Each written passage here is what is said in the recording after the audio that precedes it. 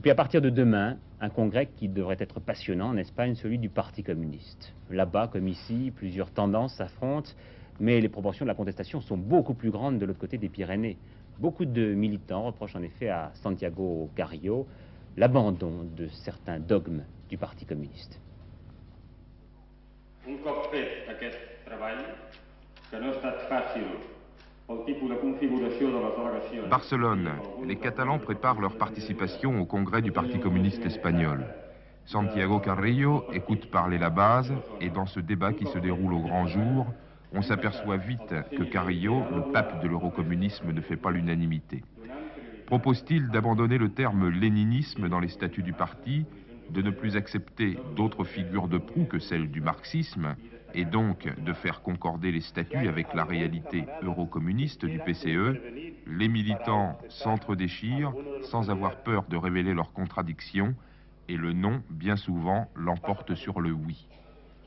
Mon opinion personnelle, c'est que c'est en contradiction. Il y a des camarades qui estiment le contraire. Bon, on discute et le Congrès va décider. C'est une péripétie pour vous?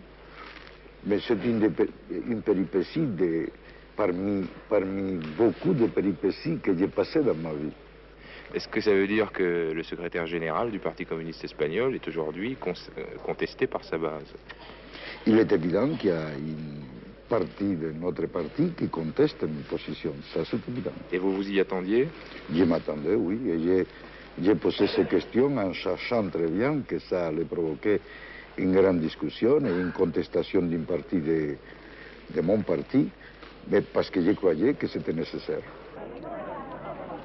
Peut-être l'histoire se souviendra-t-elle de ce congrès comme de celui qui pour la première fois s'est préparé en pleine lumière, démocratiquement dit-on ici.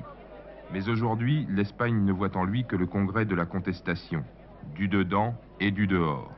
Jorge Semprún, l'ancien militant, envoyé spécial de Carrillo en Espagne au moment de la clandestinité, exclu du parti en 1964, a délaissé quelque temps son œuvre de scénariste pour publier ses mémoires de militant.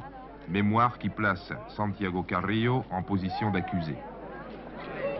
Je crois qu'on ne peut pas, d'une façon, je ne parle pas même pas de morale, qu'on ne peut pas politiquement se présenter en champion de l'eurocommunisme et de la rénovation démocratique du monde communiste si on ne fait pas ce même travail dans la mémoire et dans l'histoire du parti qu'on représente. Vous reprochez un peu à Carrillo d'avoir oublié qu'il a été staliniste. Je lui reproche non pas seulement d'avoir oublié, mais de prétendre le contraire. Vous dites qu'il n'est plus marxiste. Le Parti communiste espagnol est en train d'abandonner le terme léninisme, difficilement, mais en train quand même. Oui. Qu'est-ce qui reste d'un parti communiste qui n'est plus marxiste ni léniniste? Il reste la vérité du Parti communiste d'Espagne tel que se dessine son avenir, dans la mesure où je crois que les thèses de Carrillo finiront par s'imposer dans le parti. Je crois qu'il n'y a pas la possibilité aujourd'hui qu'il soit, si vous voulez, renversé, disons, ou que ces thèses soient battues au Congrès. Il reste un grand parti social-démocrate de type nouveau. Contesté à Moscou et à Madrid, un an après sa légalisation, alors pourtant que la gauche espagnole recouvre chaque jour un peu plus sa place, c'est le congrès du doute que le PCE s'apprête à tenir.